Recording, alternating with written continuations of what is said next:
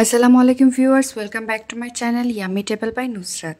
আজকে আমি আপনাদেরকে তৈরি করে দেখাবো ঘরোয়া স্টাইলে চিকেন টিকিয়া কাবাব। চলুন তাহলে দেখে নিই কীভাবে খুব সহজে চিকেন টিকিয়া কাবাব তৈরি করতে হয়। প্রথমে এখানে আমি 500 গ্রাম বুটের ডাল সেদ্ধ করে নিয়েছি আগে থেকে।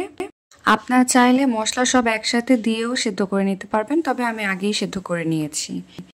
এখন একটি প্যান নিয়ে নিয়েছি, এখানে আমি 700 গ্রাম মুরগির মাংস দিয়ে দিলাম, 1 কাপ পেঁয়াজ দিয়ে দিচ্ছি, সেই সাথে স্বাদ মতো লবণ দিয়ে দিলাম, দিয়ে দিচ্ছি 1 চা চামচ লাল মরিচের গুঁড়ো, ঝালটা আপনাদের টেস্ট অনুযায়ী বাড়িয়ে কমিয়ে নেবেন। দিয়ে দিলাম 1/2 চা চামচ হলুদ গুঁড়ো, 1/2 চা চামচ জিরার গুঁড়ো, 1/2 চা চামচ ধনিয়ার গুঁড়ো, 1/2 চা চামচ গরম মশলার গুঁড়ো, দিয়ে দিলাম 1 টেবিল চামচ আদা রসুন বাটা এবং সামান্য গোলমরিচের গুঁড়ো।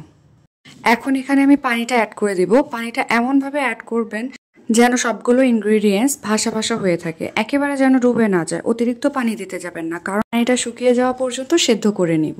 এখন আমি চুলাটা অন করে দিয়ে ঢেকে রাখবো যতক্ষণ না পর্যন্ত মশলাগুলো সেদ্ধ হয়ে যাচ্ছে। আনুমানিক 15 থেকে 20 মিনিটের মতো সময় লাগতে পারে। তার মাঝখানে মাঝখানে ঢাকনাটা উঠিয়ে উঠিয়ে আপনাদের দেখতে হবে যেন মশলাটা পাতিলের গায়ে লেগে না যায়।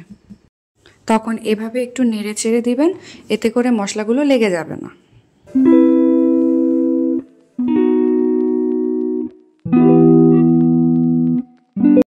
এখন এখানে আমি কিছু আস্ত গরম মশলা দিয়ে দিচ্ছি, 1টা তেজপাতা, 2টো এলাচ, 2টো দারচিনি, 3টে লবঙ্গ দিয়ে নেড়েচেড়ে আমি আবারও ঢাকনা দিয়ে ঢেকে রাখব।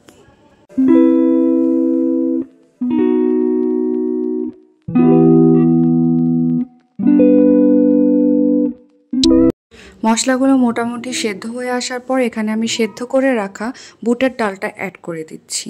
এতে করে বুটের ডালের মধ্যেও সেই মশলাগুলো ঢুকে যাবে। বুটের ডালটা দিয়ে আমি সব কিছু মিশিয়ে নিচ্ছি।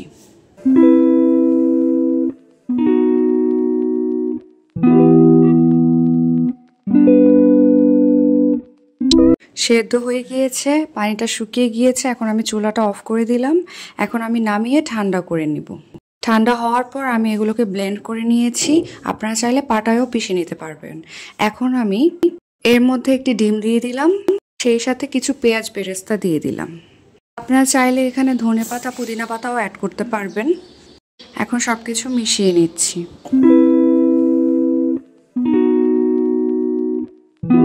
এখন অল্প অল্প করে নিয়ে আমি কাবাবের শেপ দিয়ে নিচ্ছি। আপনাদের পছন্দ অনুযায়ী শেপ দিয়ে নেবেন, তবে টিকিয়া কাবাবের শেপটা কিছুটা এই টাইপেরই হয়। শেপ দেওয়ার সময় হাতে কিছুটা তেল মেখে নেবেন, তাহলে শেপ দিতে ইজি হবে।